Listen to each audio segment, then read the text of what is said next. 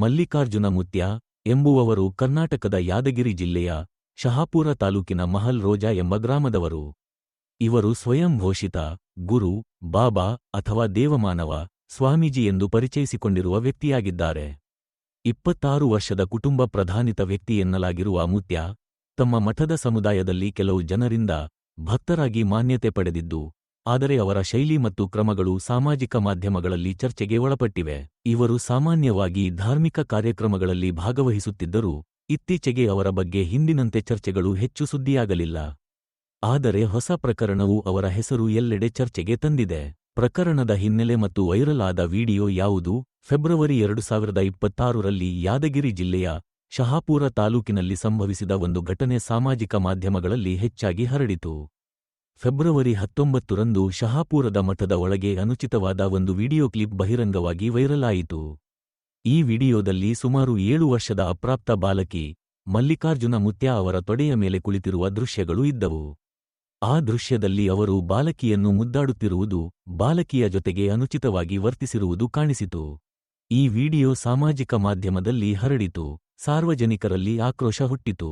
ಈ ವಿಡಿಯೋ ಸಾಮಾಜಿಕ ಜಾಲತಾಣಗಳಲ್ಲಿ ತೀವ್ರ ತರ್ಕ ಮತ್ತು ಟೀಕೆಗಳಿಗೆ ಕಾರಣವಾಯಿತು.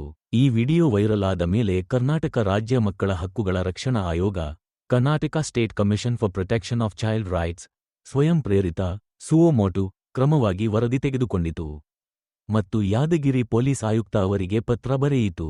ಅದರ ಮೇರೆಗೆ ಗೋಗಿ ಪೊಲೀಸ್ ಠಾಣೆಯಲ್ಲಿ 2026 ಫೆಬ್ರವರಿ 25 ಮತ್ತು 26ರಂದು ಮಲ್ಲಿಕಾರ್ಜುನ ಮುತ್ಯ ಅವರ ವಿರುದ್ಧ ಮಕ್ಕಳ ರಕ್ಷಣೆಗೆ ಸಂಬಂಧಿಸಿದ protection of children from sexual offences act 2012 ಅಡಿಯಲ್ಲಿ ಎಫ್ಐಆರ್ ದಾಖಲಾಗಿದೆ.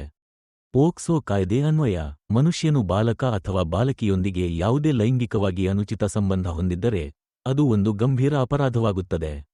ಈ ಕಾಯ್ದೆಯ ಉದ್ದೇಶವು ಮಕ್ಕಳನ್ನು ಲೈಂಗಿಕ ದೌರ್ಜನ್ಯದಿಂದ ರಕ್ಷಿಸುವುದು. ಎಫ್ಐಆರ್ ದಾಖಲಾದ ಸಂದರ್ಭದಲ್ಲಿ ಪೊಲೀಸ್ ವಿಭಾಗವು ಪ್ರಕರಣದ ಹೆಚ್ಚಿನ ತನಿಖೆಯನ್ನಾಗಿಸಲು ನೀತಿ ಆಯುಕ್ತರ ನಿರ್ದೇಶನ ಪಡೆದಿದೆ. ಪೊಲೀಸರು ಬಾಲಕಿ ಮತ್ತು ಅವರ ಪೋಷಕರ ಹೇಳಿಕೆಯನ್ನು ದಾಖಲೆ ಮಾಡಿದ್ದಾರೆ. ಹೇಳಿಕೆಯಲ್ಲಿ ಬಾಲಕಿಯ ಪೋಷಕರು ಆರಂಭದಲ್ಲಿ ಈ ವಿಡಿಯೋ ಹಂಚಿಕೊಂಡಿದ್ದರು ಮತ್ತು ಅವರು ಇದನ್ನು ಸಾಧಾರಣವಾಗಿ ಮುದ್ದಾಡುತ್ತಿರುವಂತೆ ತೆಗೆದುಕೊಂಡಿದ್ದರು.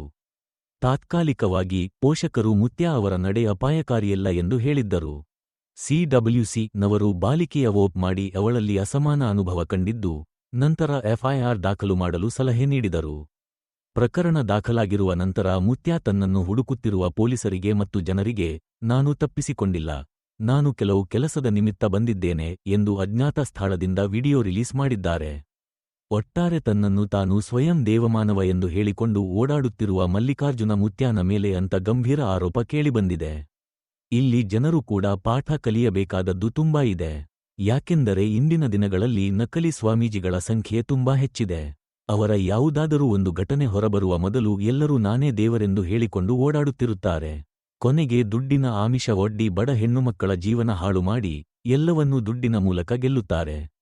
ಇಂಥವರಿಗೆ ಕಾನೂನಿನ ಯಾವುದೇ ಭಯ ಇರುವುದಿಲ್ಲ. ಇಲ್ಲಿ ಯಾರೂ ದೇವರಲ್ಲ, ಎಲ್ಲರೂ ಒಂದೇ.